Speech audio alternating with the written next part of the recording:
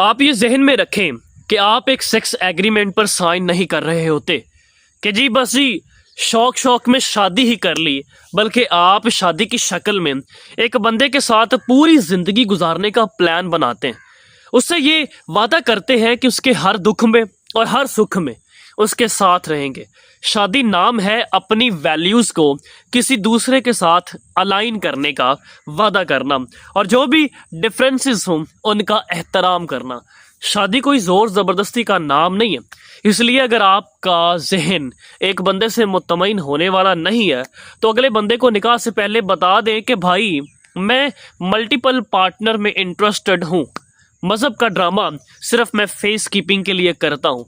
तो अगर तुम उसे पसंद करते हो या करती हो तो शादी करो, वरना नहीं करो। डिप्रेशन और फ्रस्ट्रेशन का आलम यह है कि हमारे माशरे में हर दूसरे बंदे का टांका कहीं ना कहीं अनऑफिशियली फिट है और ना लड़के मानते हैं कि उनका अफेयर है ना लड़कियाँ। मतलब कोई हवाई चीज़ें आती हैं उनके अफेयर चलाने। हम वो मुनाफिक और इग्नोरेंट्स हैं कि शादी करने का सबको शौक़ है, लेकिन अगर जो शादी खुद मुंह से बोल कर कह दे कि उसने शादी करनी है तो भाई वो बेशर्म है। माशरे में बच्चे मुसलसल पैदा हो रहे हैं और जैसे हो रहे हैं ना, वो बात करते इतनी फजूल की शर्म है ना कि बेसिक बायोलॉजी को एक्सट्रीम बेशर्मी बना दिया हुआ है।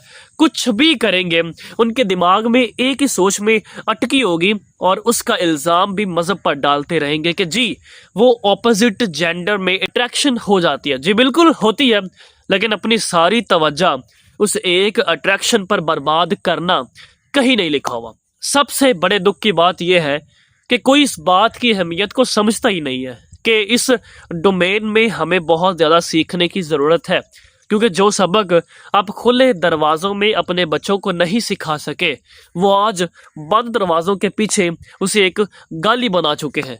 बताइए अपने बच्चों को हलाल और हराम की तमीज़, लेकिन ये शुरू से ही वो अपने लाइफ पार्टनर को ज़रूर बताएं। ये नहीं कि शादी के बिल्कुल बीच में पता चले आपको कोई और पसंद आ गया तो आप बस चल पड़े मज़हब का झंडा उठाकर उधर कि मुझे तो 4 शादियों की इजाज़त है।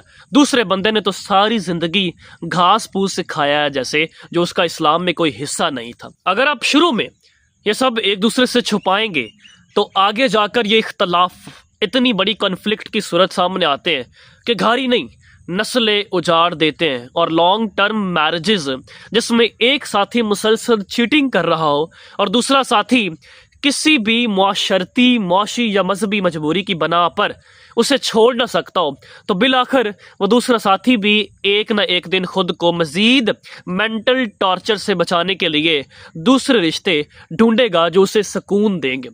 दूसरी बात है, अपने बच्चों को ह्यूमन एनाटॉमी ज़रूर समझाएं ताकि वो बेहयाई को बायोलॉजी के साथ कंफ्यूज ना करें। उनको बताएं कि जिनसी ताल्लुक़ जानवरों के दरमियान भी होता है। इंसान इस वजह से मोतबर है कि ये हर जगह कुत्ते की तरह मुंह नहीं मारता, बल्कि अपनी अकल को इस्तेमाल करता है और जानवरों जैसे इंतखाबात करने से बच जाता है। ज़िंदगी बहुत छोटी है, इसे अपनी ज़िंदगी जन्नत बनाने में लगाएं, ना कि एक दूसरे की ज़िंदगी जहन्नम बनाने में।